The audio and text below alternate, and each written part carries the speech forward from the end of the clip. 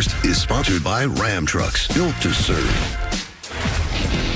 World Series Game 5, Nationals trying to stop the bleeding. Max Scherzer, a late scratch with neck spasm, so Joe Ross gets the nod. Top 2 1 on, and Houston's Jordan Alvarez takes Ross deep for the 2-run shot. Astros up 2-0. Jump to the 4th. Carlos Correa getting the best of Ross for a 2-run shot of his own. Astros lead 4-0, and that's all that Astros ace Garrett Cole would need. He goes 7 strong, giving up just 3 hits, 1 earned run, finishing with 9 strikeout. Astros win 7-1. They take a 3-2 series lead. Game 6 heads back to Houston Tuesday night on Fox. Oh my, what a difference a quick trip to the D.C. area makes. Nick, did the Astros all but wrap up a World Series this weekend? Well, you can't say that given the fact that the road team's 5-0 at this point in this series, and every time we've expected a zig, this series has zagged. What you can say is that the Astros, after their bats, even throughout the AL side of the playoffs, were dead this postseason, hitting 180 with runners in scoring position going into Game 3 of the World Series. They now are in this 3-game set, they hit 390 with runners in scoring position. Meanwhile, the Nationals scored 1 run, 1 run, 1 run. Tough to win like that. And the Scherzer late scratch was just a gut punch for a Nationals team that had to think, see, they would at least get one of these games at the home state. Right. You can't be surprised that it's 3-2. You're just surprised at how we got there. Yep. Losing the first 2 and now going on the road, winning 3 in a row. But this Houston team, Nick, you've talked about it. It's a great, they've been in a span of 3 years of greatness. They wouldn't surrender. So it's about pitching. But the hitting, Nick, their bats did wake up, is what we expected, and in clutch situations. So they got to have a tremendous amount of confidence going back home. Gut shot, though. When you get the news at the starter, muscle spasms in the neck, like before the game, when they needed him to give them good, strong, and instead in the 6 innings. Biggest game of their year, you got a guy with a 5 ERA pitch all of a sudden who's pressed into service. The Astros, Jenna, trying to do something that a team you're very familiar 96 with. Yankees. 96 Yankees. When they beat the Braves. Absolutely. Lose the first 2 at home, go on to win the World Series. Yep. All right, we'll get to the Eagles win over the Bills in just a second. But first, 49ers and Panthers, and Nicky Bosa absolutely dominated for the 49ers on Sunday, including this insane interception of Kyle Allen. See? He's a freak athlete. 7 games, 7 sacks.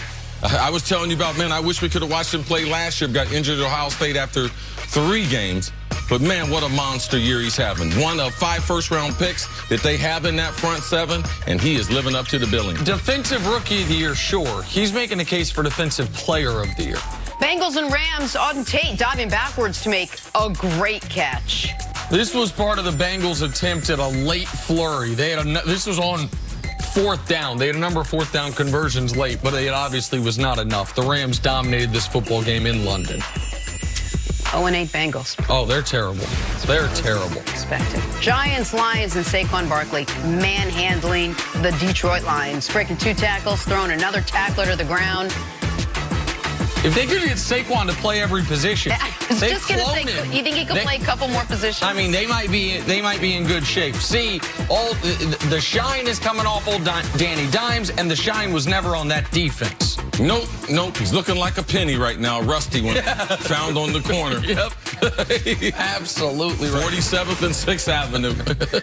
Texans and Raiders, crucial moment of the game. Deshaun Watson gets out of a sack, gets kicked in the face, still manages somehow to throw up a touchdown. Now, he was throwing it to this guy. Adjusted his face mask, touched his eye because he had been injured. Man, this was an amazing concentration, not panicking, and just believing in himself. I'm forever amazed just watching him play. Last week, he made a play like this, not getting kicked in the face, and it was whistled dead because he was called in the grasp. It would have been the critical touchdown for them against the Colts. He was furious. He got whistled dead. This time it's not. He ends up breaking loose, making an unbelievable play.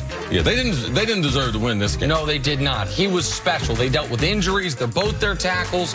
J.J. Watt done for the year. Deshaun found a way to win. Let's talk some Eagles now. Philly up in Buffalo taking on the Bills, and Philly would run away with this one quite literally.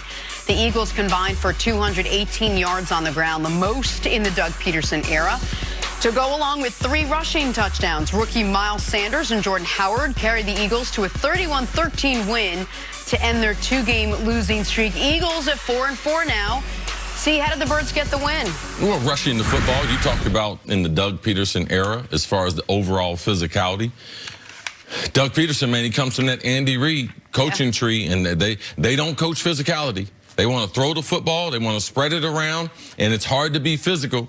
But that offensive line, you could see in this game against a good Buffalo front, they were getting after it. Now, they got gift wrapped. One of the worst receiving core passing attacks that we have in Buffalo. That's what helped out this defense. But their overall mentality, circle the wagons, everyone come together.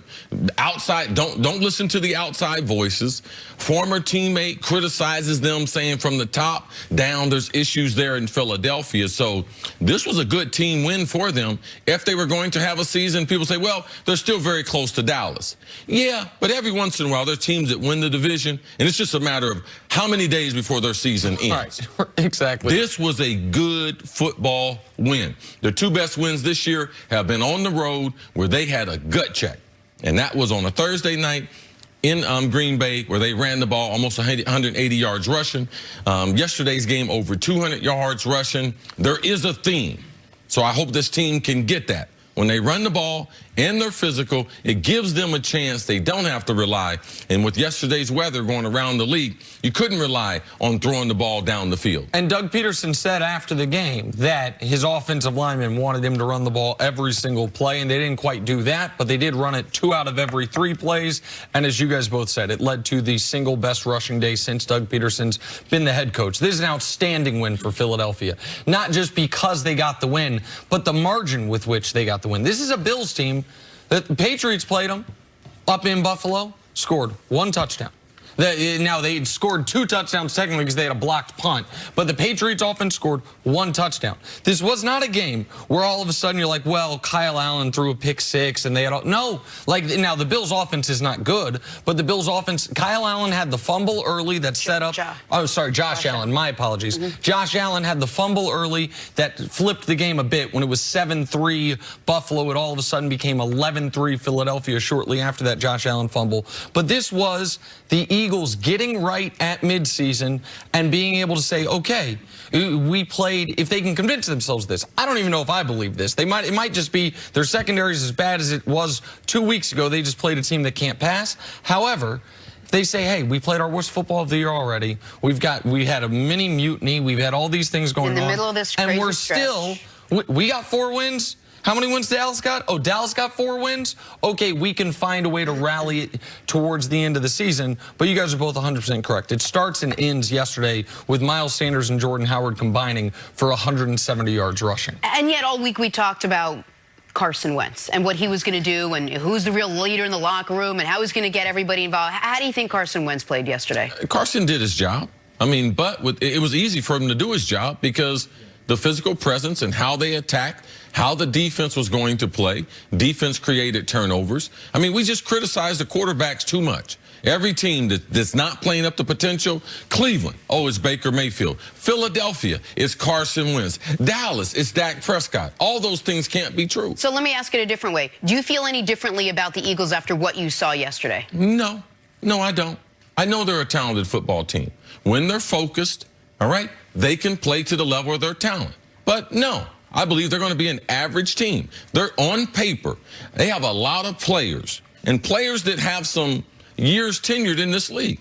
They're not having good seasons. So when you don't have your best players have good seasons, yeah, could they turn it around, go on a little mini run and everything? Yes, but I'm not a believer after yesterday.